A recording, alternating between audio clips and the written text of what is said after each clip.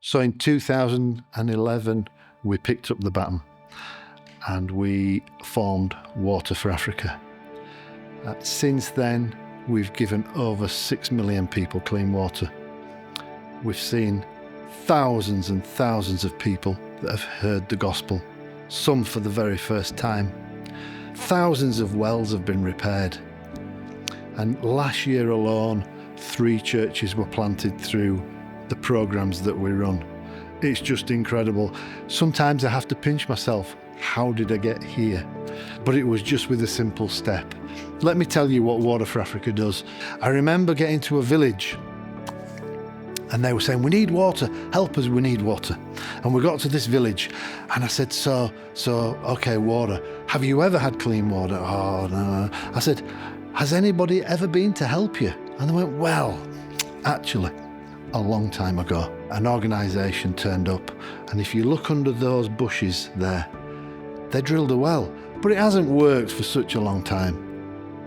So we went over and you could barely see this old hand pump sat under this overgrown thicket, and we cleared everything back and we stripped it. 40 minutes later, we're pumping clean, fresh water.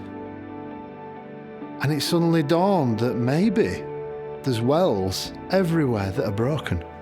And we came across a statistic that 45% of all wells in Africa are broken at any one time. That's just about half of all wells in Africa are broken.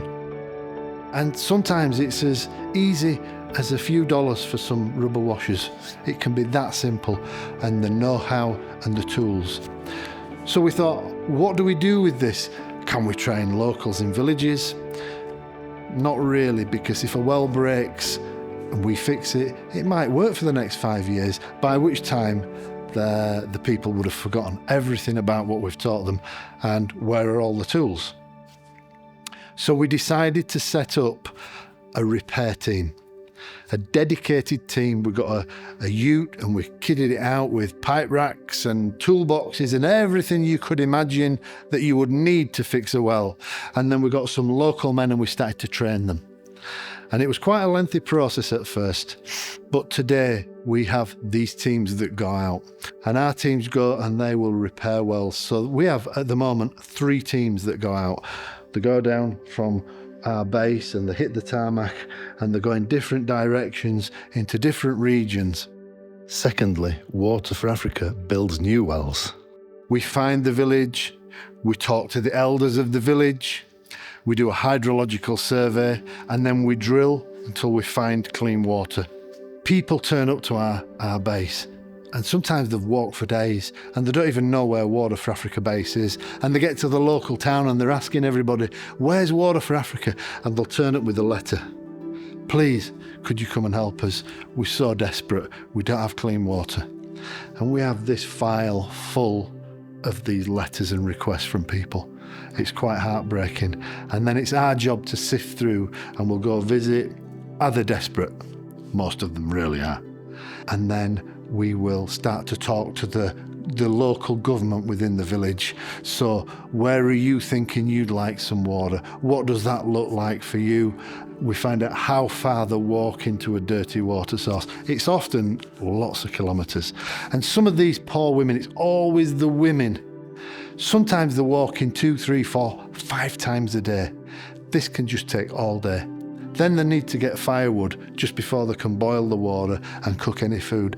The days are just gone before the blink. So then we'll go do a hydrological survey. We'll discover where we think the best place is that we will get clean water. And then we'll start the drilling process. We send a driller in, and sometimes 30 metres, sometimes 130 metres, it really depends. But I don't think we've had any dry wells yet. There's nowhere where we haven't been able to get clean water for people. Last year we drilled 50 wells. This year we're aiming at 60 wells. More than one a week, and it's quite doable. We have so many programs that we run in Water for Africa. But let me tell you some of the stories. The local hospital approached us and they said, please, could you help us? We have scheme water that comes from the government, but Firstly, it's dirty. We tested it, it was full of E. coli, it was horrendous. And you could see the remnants of an old filter system, but it was no longer working. They said, but we probably get the water from 2, maybe 3 days a week, if we're lucky. And it can stop at any time. We've given no warning. And when the water stops, the tanks that we have maybe will last 24 hours, and then we have to start closing labour ward, the operating theatres, everything starts to shut down. And for long term, we don't know how we can carry on being a hospital, because we never know when this is going to happen. So we were able to go in there, we drilled a borehole. In this occasion, because it's not a village, we decided we'd build a tower, put a huge tank with an electric pump. So now this pump will just, every time the water goes down, the pump starts and it will fill back up. And then we connected it into the hospital and we tested the water. It's clean, it's beautiful, it's disease-free, it's free. They don't have to pay the government for water, and it's constant.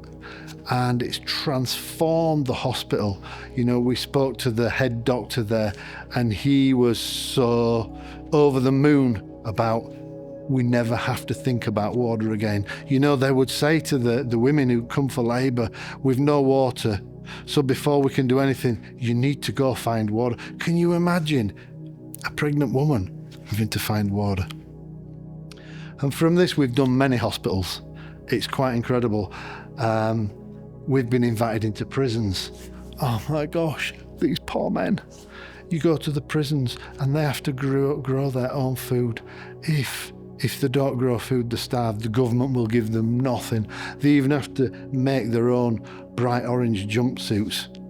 And we got to go into the prison. And I always remember there was an organisation at the time with us, and they said, we want to send toothbrushes and toothpaste and soap. And we got into the prison and we'd pumped up to these huge tanks that was distributed round the prison. And then we got to give these men toothpaste, soap. Some of them, I don't know when the last time they had a bath. And we had an amazing celebration. And then in the prison, we got to share about Jesus with the thief on the cross, that it's never too late. It doesn't matter what you've done, God's forgiveness is there. And so many of these prisoners just responded to Jesus. It was the most moving, touching thing. And then we come to schools. Oh, we get to go to so many schools. You know, women have the burden of fetching water. It's a cultural thing, it's sad, it feels unfair, but it's how it is. So mum will often send the daughters, certainly the eldest daughters, but I've seen kiddies probably as young as 5 or 6 having to go, and even with a little container, and do their bit. So if we go into a village and there's a school, if we can put the well at the school, now mum will say, go to school, when you come back, fetch some water for me. So now the young girls are in school, they're getting an education. You know, all the hygiene issues that go with no water is addressed. Now mum can actually work on a garden, grow food, maybe she does sewing. She can start doing the industry in her life that can bring some funds or some food for her family, instead of walking all day just to go fetch water. It's absolutely life transforming. It raises them out of poverty. It's the most amazing thing to watch. So we'll often look for a school in a village because it just kills so many birds with one stone. You know, it's just so effective. Water for Africa is just going from strength to strength. It is growing. Every year it seems to grow. Every year we get more employees come and join, and we train them, and we're forever trying to take them from the bottom and lift them up the ranks and equip them to be better people for themselves. By now we actually have a 50-acre farm. We had a vision. We raised funds to buy a farm for Water for Africa. We've planted avocados. I think at the moment we've got about 40 acres of avocados in the ground. And the idea of this is that all profits raised from the avocado goes back into giving clean water. And we're not there yet by any means, but we're on track. And it's the most amazing incentive. We have a seed program. We had so many widows come to us and they said, can you help us? Like grandmothers, and their children had died of HIV, and now they're left with grandchildren. And some of these ladies are so old. I mean, they could have been around with Noah. They look like that. They are so old and so frail, but they have a strength, and they just need a bit of help. And we started giving them a potato seed. So every woman would get so many buckets of these potato seeds. And we hear stories where they've gone on, we've put a new roof on the house. All my grandchildren are now in school. I'm able to buy the uniforms and send them. And I've got a little bit left over to buy things that we need. And they've gone from planting half an acre to an acre.